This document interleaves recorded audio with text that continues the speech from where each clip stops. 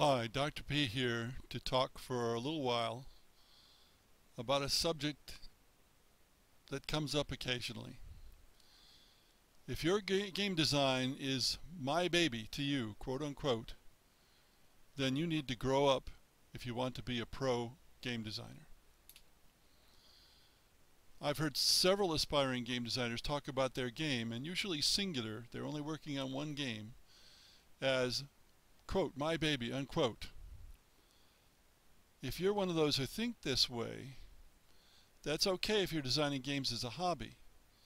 But if you want to be a professional designer, you need to grow up. Why is this so? Pros design games to entertain or perhaps educate other people. They don't design them for themselves, so they have more responsibility.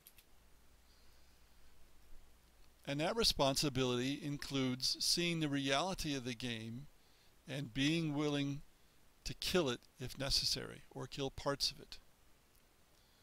After all, it's only a game, and you should be thinking about lots of games, just one. You can be proud of your game, but my baby goes way too far. You have to be willing to change, often drastically change, the design. If something doesn't work, you've got to lose it. You've got to get rid of it. Especially if it's an idea you're really fond of. Figuratively, you have to dismember that baby. In the extreme, you have to be willing to discard a design entirely that isn't working. Even very successful designers work long hours on games that don't make it. So figuratively, you must be willing to kill that baby.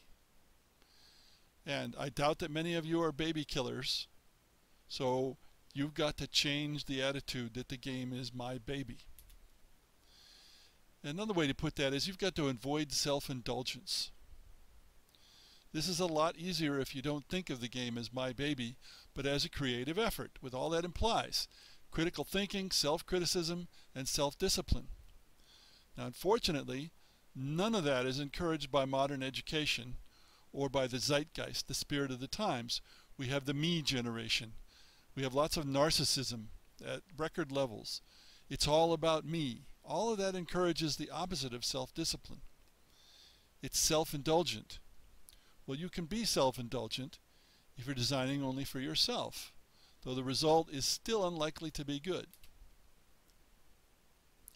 Self-indulgence flies in the face of the heart of game design, which is self-criticism and critical thinking.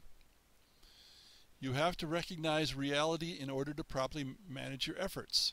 You can't manage anything, not just games, if you don't know what is the reality. And many bad managers are bad managers because what they think is happening is far from what's really happening. As a game designer, you've got to know what's really happening, and then you can possibly change it. Now, having said this, you can still have things like this happen. One of your games that you think is just okay is much liked by a publisher and perhaps even by players. Or one you think is excellent doesn't get publisher attention. I rely heavily on playtest results to tell me how good my games are. Yes, I have opinions, but the playtester's opinion is more important. And of course, even then, the publishers often disagree. I can take care of the technical parts, but that final evaluation, I don't trust myself to do. Thinking your game is my baby tells me that you don't see it realistically. Get real.